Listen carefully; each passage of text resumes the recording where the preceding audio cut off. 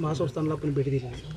मग इथल्या लोकांच्या भावना तीव्र आहेत. काय नेमकी चर्चा झाली काय सांगता? गेले अनेक वर्ष ही केस HPC असेल, हायकोर्ट असेल, सुप्रीम कोर्ट असेल, या सगळ्या टप्प्यावर चालू होते. मुळात पेटानं जी पहिली भूमिका घेतली म्हणजे पेटा ही एक NGO आहे.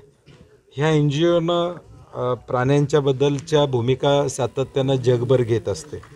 परंतु दुर्दैवानं पेटानं HPC अर्ज केला. त्या अर्जातच सांगितलं की हा हत्ती गुजरातला हलवला पाहिजे. म्हणजे तिथून शंकेला सुरुवात होते मुळात पहिल्यांदा की एखाद्या प्राण्याची व्यवस्था व्यवस्थित होत नसेल तर साधारणपणे पेटा त्याच्या संदर्भातलं आपलं मत मांडत असतं. परंतु मत मांडताना तो गुजरातला गेला पाहिजे ही भूमिका पेटानं पहिल्या आपल्या पिटिशनमध्ये घेतली. HPCमध्ये त्याच्यावर चर्चा झाली. डॉक्टर इथं आले. डॉक्टर्सनी बघितली, तब्येत चांगली आहे म्हणून अहवाल दिला. हायकोर्टानं पहिल्या टप्प्यामध्ये स्थगिती दिली.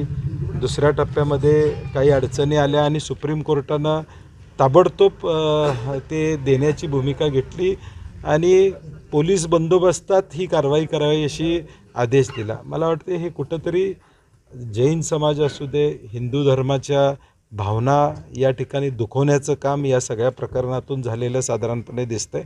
आणि म्हणून कोल्हापूरकर म्हणून आम्हाला या गोष्टीचा अत्यंत वाईट वाटते की गेले 30 वर्ष ज्यांनी घरच्याप्रमाणे हा हत्ती इथल्या लोकांनी आणि मठानं या ठिकाणी जपणूक केली तो आज तिथून घेऊन जाण्याचं पाप या मंडळींनी केलेलं आहे. आणि मला वाटतं आम्ही काल रात्री एक गुगल फॉर्म देशभरामध्ये पाठवला आणि लाखो लोकांनी आज देशभरातून या फॉर्मला प्रतिसाद दिलेला आहे.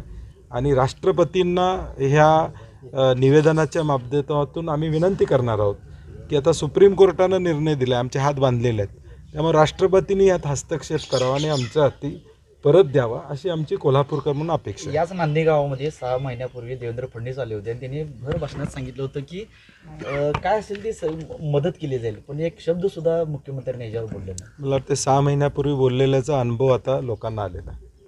काय मदत केली काय नाही यात राजकारण मी करू इच्छित नाही. परंतु आमची अपेक्षा आहे सरकारकडून की सरकारनं यात हस्तक्षेप करावा त्वरित.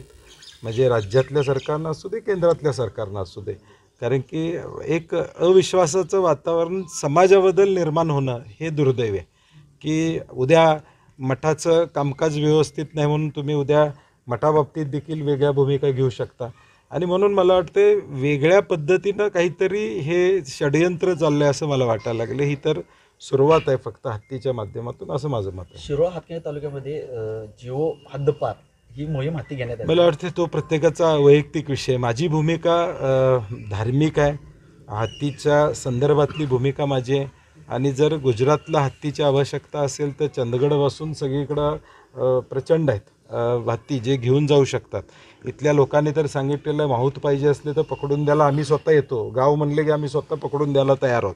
म्हणजे जिथं लोकांना त्रास होतोय तिथले तुम्ही घेऊन जावा, त्यांना व्यवस्थित करा. परंतु धार्मिक भावना दुखवायचा अधिकार मला वाटते कुणाला नाही.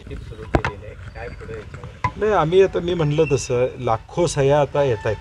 देशभरातून फोन येत आहेत, अगदी परदेशातून सुद्धा फोन करत आहेत आणि लोकांच्या भावना तीव्र आहेत. आणि म्हणून हे सह्यांची मोहीम 1-2 दिवसानंतर पूर्ण झाल्यानंतर आम्ही हे सगळं निवेदनं जी काही सह्यांची येतील ती महाराजांचा इथं आशीर्वाद घेऊन ती निवेदनं कुरिअरनं आम्ही राष्ट्रपतींना पाठवू. सुद्धा तिने सुद्धा बोललं नाही, पण हत्ती नेल्यानंतर ती बोललाय. तुम्ही एक आज चळवळ मोठी उभी केली. नाही 21 जुलैला पहिल्यांदा माझ्याकडं नांदणीचं शिष्टमंडळ आलं. त्याचवेळी मी भूमिकाही घेतली होती 21 जुलैला.